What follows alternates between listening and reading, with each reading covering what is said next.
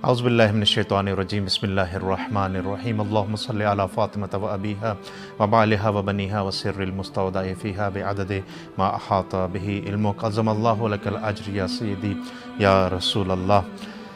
ہجرت سے 3 سال پہلے بعثت کا 10واں سال، یہ وہ سال تھا کہ جس کو رسول خدا نے عام الحزن یعنی غم کا سال قرار دیا۔ غم کا سال قرار دینے کی 2 وجوہات تھیں۔ 26 رجب المرجب کو حضرت ابو طالب علیہ السلام اس دنیا سے رخصت ہو جاتے ہیں۔ وہ حضرت ابو طالب علیہ السلام کے جس کے بارے میں معصوم امام محمد باقر علیہ السلام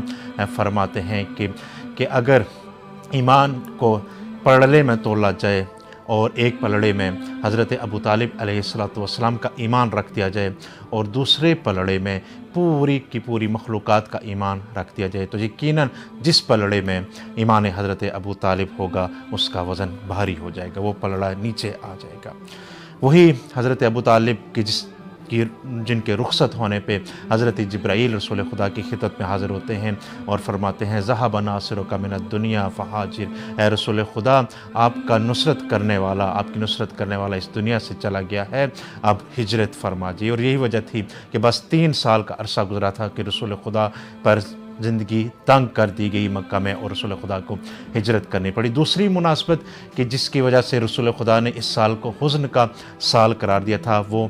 حضرت ختیجہ سلام اللہ علیہا کی وفات تھی، وہ اس دنیا سے رحلت فرما گئی۔ وہ حضرت ختیجہ کے جن کے بارے میں خود رسول خدا فرماتے ہیں مستقام دینی الا بشیئین مال ختیجہ و سیف علی ابن ابی طالب، کہ میرا دین مستقیم نہیں ہوا، اس میں استقامت نہیں آئی مگر 2 چیزوں کے سبب، ایک حضرت ختیجہ کا مال تھا اور دوسرا فرزند ابو طالب حضرت علی ابن ابی طالب کی تلوار تھی۔ وہ حضرت ختیجہ کہ جن سے رسول خدا کو شدید محبت تھی، کہ جس نے اپنا سب کچھ رسول خدا کی محبت میں قربان کر دیا، وہ اس دنیا سے جب رخصت ہوتی ہیں تو اس سال کو رسول خدا نے حزن کا سال قرار دیا۔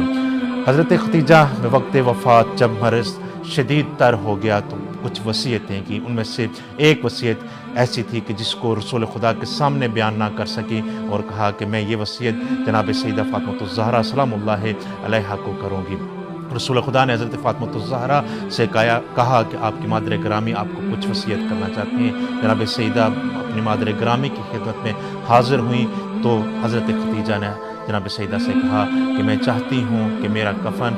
آپ کے بابا کی وہ ردا بنے کہ جو جب وحی کا نزول ہوا کرتا تھا تو وہ اوڑھا کرتے تھے۔ جناب سیدہ رسول خدا کو خبر دیتے ہیں کہ ان کی مادر گرامی نے یہ چیز طلب کی ہے، تو جناب سیدہ کے ہاتھ ہی رسول خدا اپنی وہ ردا ارسال کرتے ہیں، اور جس وقت تجہیز ہو جاتی ہے اور کفن کے لیے آمادگی ہو جاتی ہے تو ایک کفن جناب رسول خدا کی جانب سے ملتا ہے اور اسی وقت حضرت جبریل نازل ہوتے ہیں اور ایک کفن اپنے ہاتھوں میں لے کے آتے ہیں اور خدا کی جانب سے پیغام لاتے ہیں رسول خدا کی خدمت میں سلام عرض کرنے کے بعد کہ یہ کفن ہماری طرف سے ہے، حضرت ختیجہ نے جو خدمت کی ہے آپ کی اور آپ کے دین کی اس کے اعتراف کے طور پر۔ اور یہ وہ ہستی ہیں تاریخ میں کہ جن کو 2 کفن دیے جاتے ہیں، ایک کفن ردائے رسول خدا صلی اللہ علیہ وآلہ وسلم بنتی ہے اور دوسرا کفن جنتی کفن خدا کی جانب سے نصیب ہوتا ہے۔ ہمارا درود و سلام ہو۔ اور ایک اور وصیت کہ جو رسول خدا کو جناب سیدہ ختیجۃ الکبریٰ نے کی، اور وہ وصیت ایسی تھی کہ جس کو سن کے خود رونا آ جاتا ہے، وہ وصیت تھی کہ اے رسول خدا اگر مجھ سے کوئی کوتاہی ہو گئی ہو تو مجھے معاف کرنا۔ رسول خدا یقیناً روتی آنکھوں کے ساتھ فرماتے ہیں کہ اے ختیجہ آپ سے تو میں نے سوائے خیر کے کچھ اور نہیں پایا، اور اس کے بعد اشارہ کرتے ہوئے جناب سیدہ فاطمہ الزہرا کی جانب فرمایا رسول خدا کو کہ اے رسول خدا میری اس بیٹی کا خیال رکھنا، یہ میری بعد یتیم بھی ہو جائے گی، غریب بھی ہو جائے گی، خیال رکھنا کہ قریش کی خوات اذیت نہ دے، کوئی ایسا شخص نہ ہو کہ جو میری بیٹی کے چہرے پہ تمانچہ مارے، کوئی ایسا شخص نہ ہو کہ جو میری بیٹی کے سامنے اونچی آواز کے ساتھ بات کرے۔ ہمارا درود و سلام ہو حضرت ختیجہ سلام